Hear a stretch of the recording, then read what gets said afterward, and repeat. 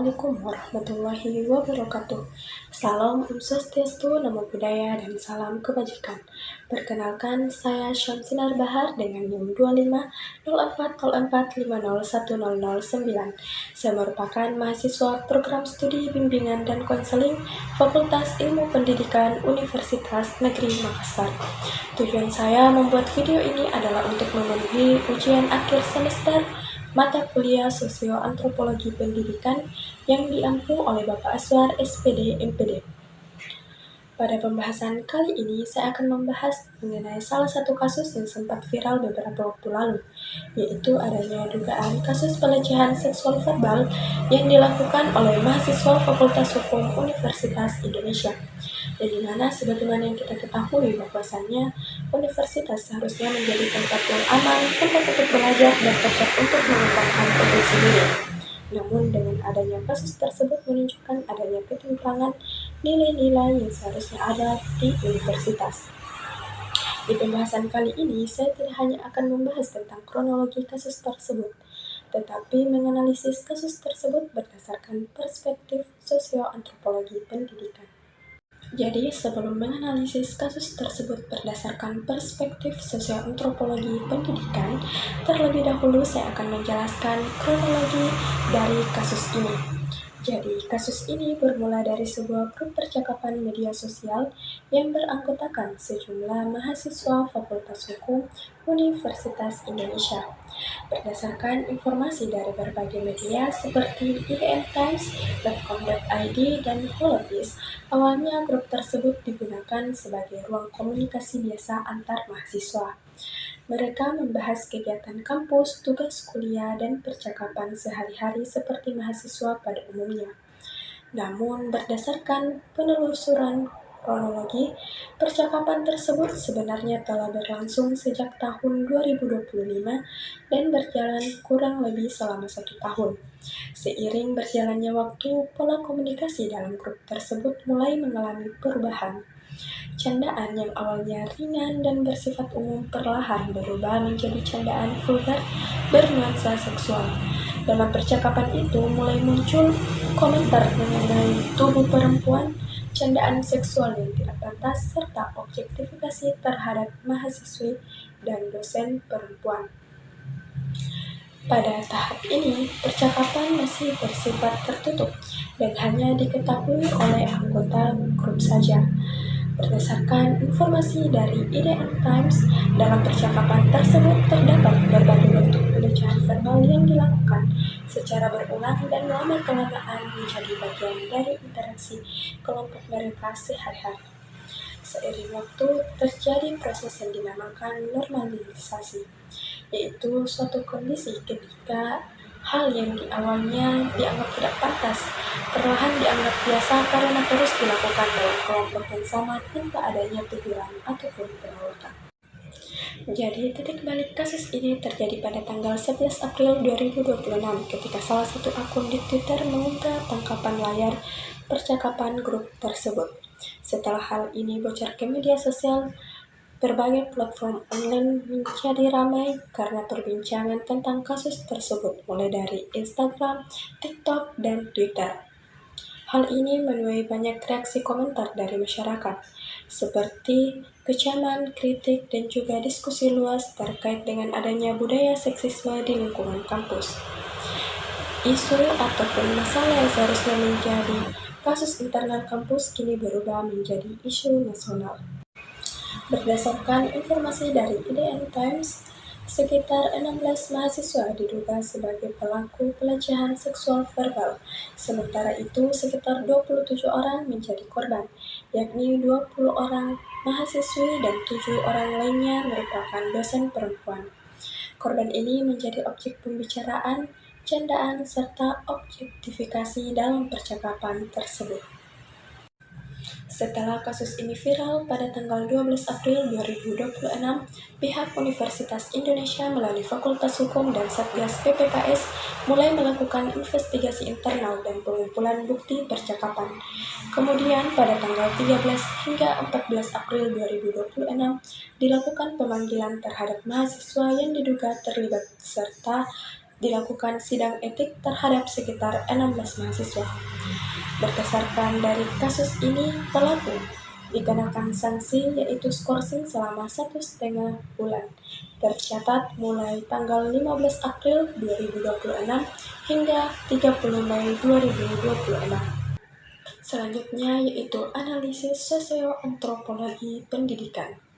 Teman-teman, jika dilihat dari perspektif sosioantropologi pendidikan, kasus pelecehan seksual verbal yang terjadi di Fakultas Hukum Universitas Indonesia menunjukkan adanya perilaku individu yang sangat dipengaruhi oleh budaya, interaksi sosial, dan pergaulan lingkungan, serta proses sosialisasi yang terjadi di lingkungan pendidikan. Adapun konsep yang pertama yaitu pendidikan sebagai agen sosialisasi. Dalam sosioantropologi pendidikan, kampus berfungsi sebagai agen sosialisasi, yaitu tempat individu belajar norma, moral, dan etika. Mahasiswa tidak hanya belajar ilmu pengetahuan, tetapi juga belajar bagaimana berperilaku dalam masyarakat. Namun dalam kasus ini, proses sosialisasi nilai moral tampaknya belum berjalan secara maksimal. Hal ini terlihat dari perilaku pelaku yang menjadikan perempuan sebagai objek candaan seksual. Dari perspektif sosioantropologi pendidikan, kondisi ini menunjukkan bahwa pendidikan formal belum sepenuhnya berhasil membentuk karakter dan kesadaran sosial mahasiswa. Konsep yang kedua yaitu budaya patriarki. Kasus ini juga berkaitan dengan budaya patriarki dalam kehidupan sosial. Dalam perspektif sosioantropologi pendidikan, budaya yang berkembang di lingkungan masyarakat dapat memengaruhi perilaku individu di lingkungan pendidikan. Budaya patriarki membuat perempuan sering diposisikan sebagai objek dan dianggap sebagai bahan candaan seksual semata. Akibatnya, perilaku yang sebenarnya termasuk pelecehan verbal menjadi dinormalisasi di dalam kelompok tertentu. Hal ini menunjukkan bahwa lingkungan sosial dan budaya memiliki pengaruh yang besar terhadap pola pikir mahasiswa. Konsep yang ketiga yaitu interaksionisme simbolik. Dalam teori interaksionisme simbolik, perilaku manusia terbentuk melalui interaksi sosial dan makna yang diberikan terhadap suatu tindakan.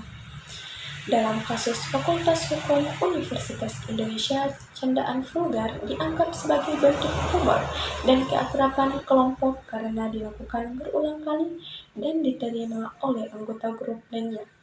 Dari perspektif sosioantropologi pendidikan, hal ini menunjukkan bahwa lingkungan pergaulan kampus dapat membentuk cara berpikir dan berperilaku mahasiswa melalui interaksi sosial sehari-hari. Konsep yang keempat yaitu penyimpangan sosial.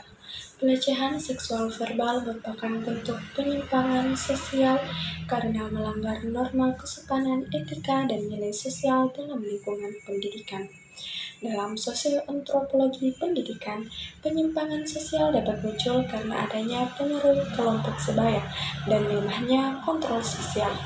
Ketika suatu kelompok menganggap perilaku pantas sebagai sesuatu yang normal, maka individu lain cenderung mengikuti perilaku tersebut agar diterima dalam kelompok sosialnya. Yang kelima yaitu relasi kuasa dan lingkungan pendidikan. Kasus ini juga menunjukkan adanya ketimpangan relasi kuasa dalam lingkungan sosial kampus. Korban sering memilih diam karena takut dikucilkan, tidak dipercaya, atau mendapat tekanan sosial.